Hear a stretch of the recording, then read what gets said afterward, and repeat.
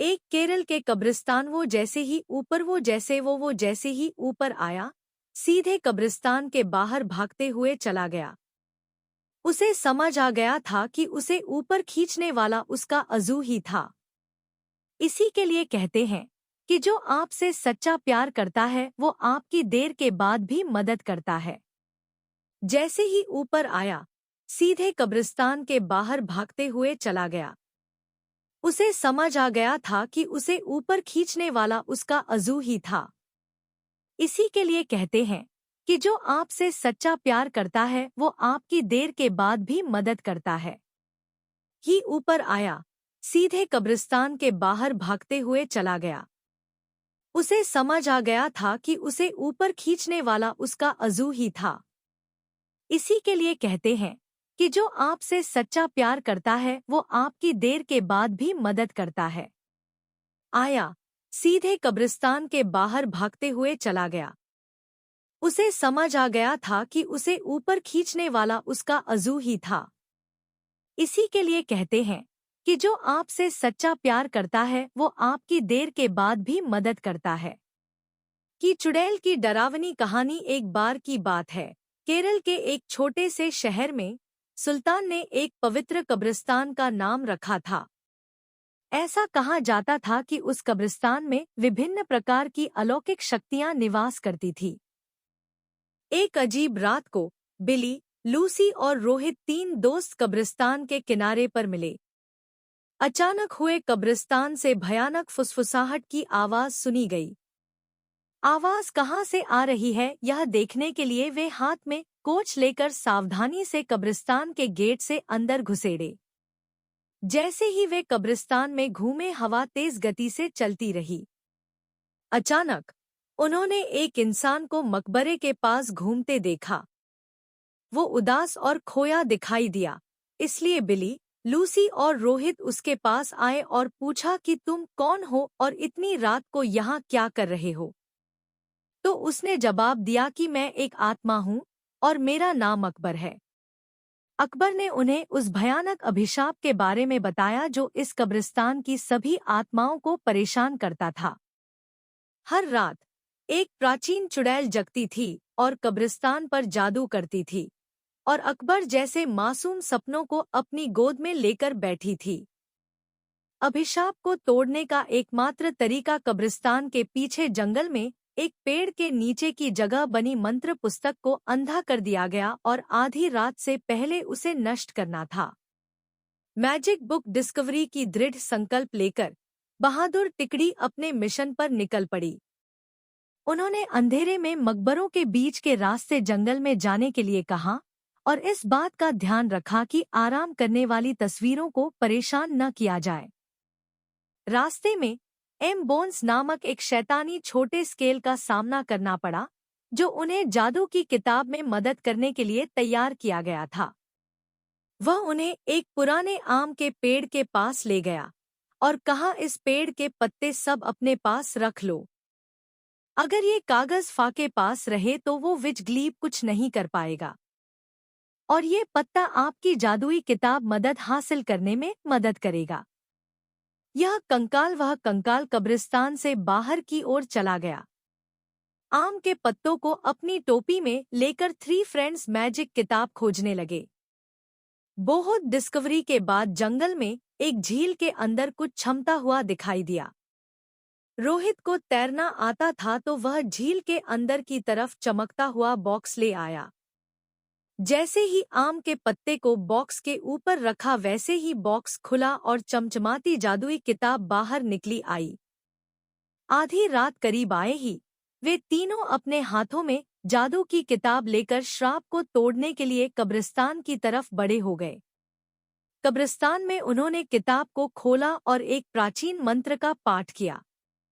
मंत्र पाठ देते ही भूमि कांपने लगी और कब्रिस्तान में एक तेज रोशनी दिखाई दी।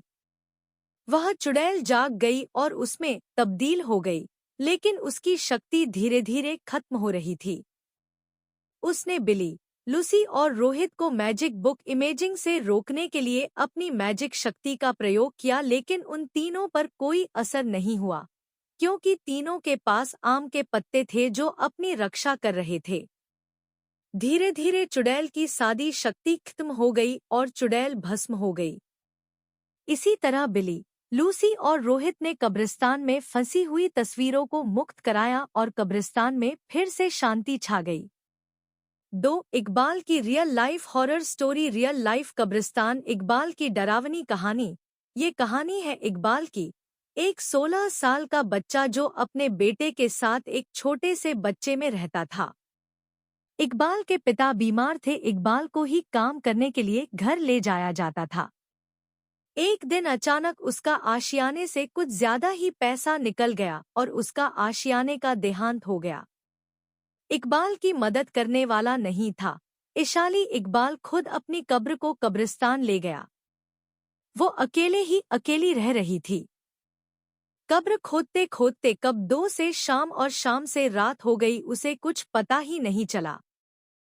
जब वो अपने अब्बू को दफना के कब्रिस्तान के गेट की तरफ बढ़ रहा था तब काफी रात हो गई थी। हवा भी तेज गति से चलती थी। अचानक इकबाल को किसी ने पीछे से आवाज दी, इकू। जब उसने पीछे मुड़कर देखा तो कोई नजर नहीं आई। सिर्फ इकबाल के अब्बू उसे इकू कह के बुलाते थे। इशालिए इकबाल ने कहा कि उसका उपसा उसे कॉल कर रहा है। जब इकबाल ने जोर जोर से एक उज़्बेक को बुलाया फिर भी कोई जवाब नहीं आया तब वो डर गया और जल्दी जल्दी गेट की ओर बढ़ने लगा। लेकिन जैसे ही इकबाल गेट के नजदीक पहुंचा अचानक बंद हो गया। वो एकदम से भयभीत हो गया। कब्रिस्तान की दीवार और इतने ऊंचे गेट की वो किसी भी तरह से पार नहीं कर सकती थी। कब्रिस्तान का एक और गेट था जो पीछे की तरफ था, लेकिन उस गेट तक जाने के लिए इकबाल को वापस कब्रिस्तान के बीच से जाना पड़ा।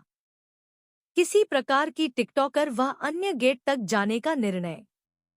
वो सुनसान कब्रिस्तान के बीच से जा रहा था कि अचानक उससे दूर एक आदमी खड़ा दिखाई दिया। वो उस आदमी के पास गया और पूछा कि तुम कौन हो? उस आदमी ने कोई जवाब नहीं दिया। इकबाल फिर से उसके पास ही दुकान वाला था कि वह आदमी अचानक पीछे से घूम गया।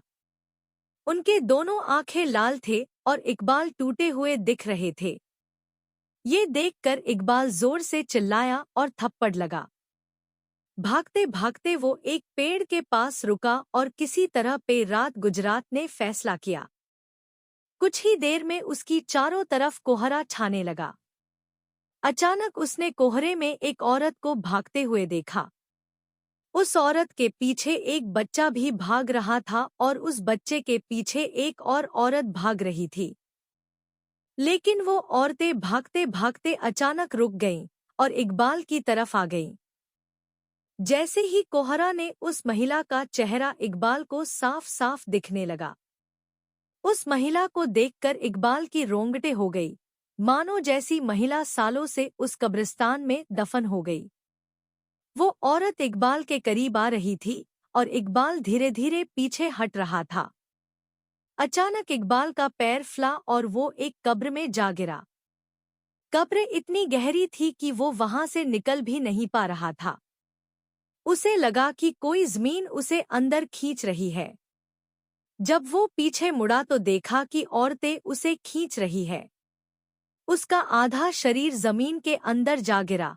अचानक उसे लगा कि उसकी कोई टोपी पकड़ के ऊपर खींची जा रही है। वो जैसे ही ऊपर आया सीधे कब्रिस्तान के बाहर भागते हुए चला गया। उसे समझ आ गया था कि उसे ऊपर खींचने वाला उसका अज़ू ही था। इसी के लिए कहते हैं कि जो आपसे सच्चा प्यार करता है वो आपकी देर के बाद भी मदद करता है।